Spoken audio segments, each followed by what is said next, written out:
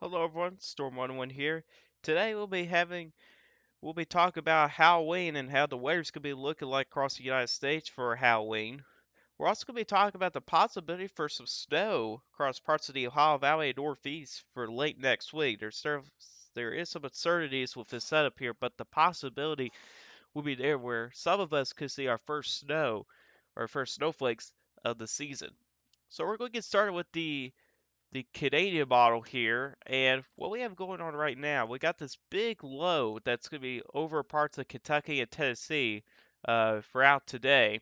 On the backside of this low here is where we'll be seeing some very gusty winds out of the north. We have wind gusts 50 to 60 miles an hour in some places, and even some other places got close to 70 miles per hour as well. It's also brought some severe weather across a good chunk of Florida, even to parts of the Carolinas as well. And for severe weather today, some severe weather is possible across parts of North Carolina, Virginia, Maryland, and Delaware today, but the chances are pretty slim for that as well. It's a low chance. This upper level low is probably going to continue to move on to the northeast as well. And then we check out our off to the northwest here. We got this low here that'll be moving into parts of North Dakota, has a cold front along with it. And also behind that front is some much cooler air as well, especially into Halloween. And this is 18Z, so this is during the day on Halloween. You can see here's your trailing front right here as well, sagging down to parts of Nebraska, Iowa, Wisconsin, Michigan, back up to parts of Wyoming as well. And behind this front here will be much cooler air as well. And some places may get to see some of their first snowflakes as well.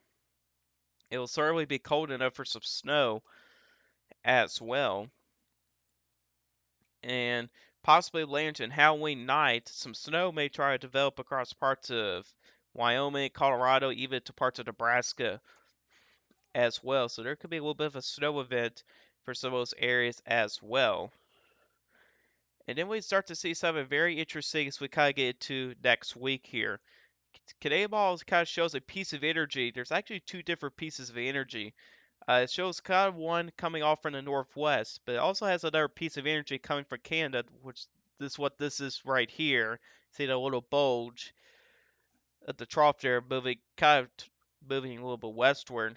These will be kind of combining into two different pieces of energy. Here's your front that's kind of sagging across some of these areas in here. And what this piece of energy for Canada is going to do, that's going to bring in more cooler air as well, which could be cold enough for some snow. And watch what happens here. So your front starts to stall out across parts, really from parts of the Severn Plains up into parts of the northeast. A low may try to develop along this frontier, and on the other side of this frontier could be some snow showers. Now, accumulation seems unlikely at this point here, just given by the surface temperatures or the ground temperatures are going to be way too warm for some snow accumulations for some of these areas here. But depending on the rate of the snow, yeah, maybe could see some quick accumulations. But right now, snowfall accumulation seems unlikely. And also keep in mind, this is the Canadian model, so the Canadian model is going to be aggressive with this here. But you can see here as we kind of go into November the 4th in the afternoon hours, you do see there we do have some widespread snow showers mixed in with some rain showers as well for parts of Kentucky, Ohio, West Virginia, Pennsylvania, even into New York as well. At the same time here, you got lake effect rain showers, even for some snow showers mixed in as well up across parts of the Great Lakes. This low here will continue to move on to the northeast and tries to spit out a snowstorm up there, but right now the chances of that is very slim at this point here. And then you get this big trough that moves in, and that's going to bring in well below average temperatures across those regions as well. So, certainly something interesting to watch here. Here's the GFS model here. So, very similar situation here. Got a cold front that sags a little bit further to the south here. It's going to bring in some snow across parts of Wyoming, Colorado, and Nebraska on Halloween night. And to keep in mind, GFS does have this progression issue here, so I will definitely say here this is probably going to be an outlier. And as we kind of continue on here, your piece of energy is already gone. That's how fast that piece of energy moves out of here, and it doesn't have enough time to really get locked in along that front. However, there is some moisture along that front. It may just be enough moisture for some snow in the higher elevations of West Virginia.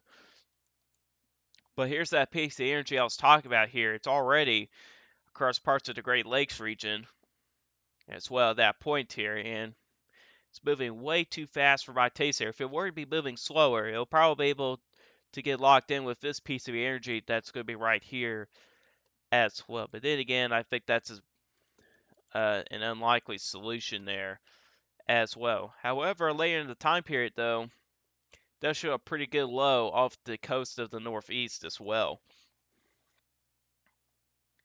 So that'll be interesting as well. As we do check out the European model, though, here's that big upper level low again. Though sorry to move out. Similar to the other models, snow for Halloween night across parts of Colorado, Wyoming, even to parts of Kansas as well, which is interesting.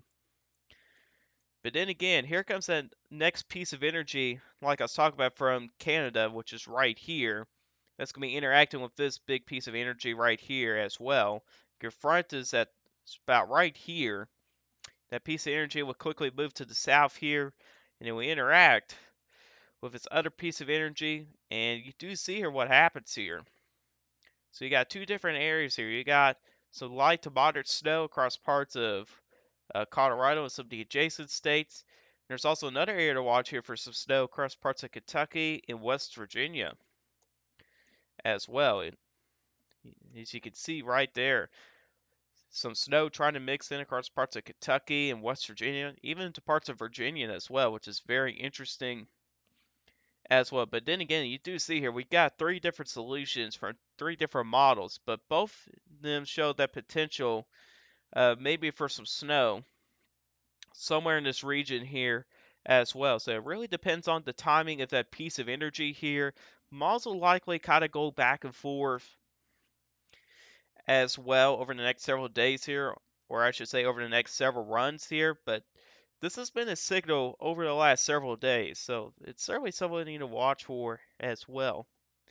Like I was talking about that piece of energy here, this is a little better look here. This is what we call vorticity, and vorticity is energy in the upper levels of the atmosphere. And you got this piece of energy down here. Here's that piece of energy I was talking about from Canada. That's going to bring in that cooler air. It's got that little western bulge to the trough as well. And then again, those two will be interacting with each other. And what happens there is then it becomes a little bit of a bigger system as well, and also a bigger trough too. Your low will be somewhere in this region in here. And then again, behind that low will be some scatter rain showers mixed in with some snow as well. And then that continues moves on to the northeast. Now, then again, that's the aggressive solution here. If we do check out the European model, you do see a similar thing here. Piece of energy down here. Here's that other piece of energy coming from Canada when they kind of come together into two, which is not very successful doing that.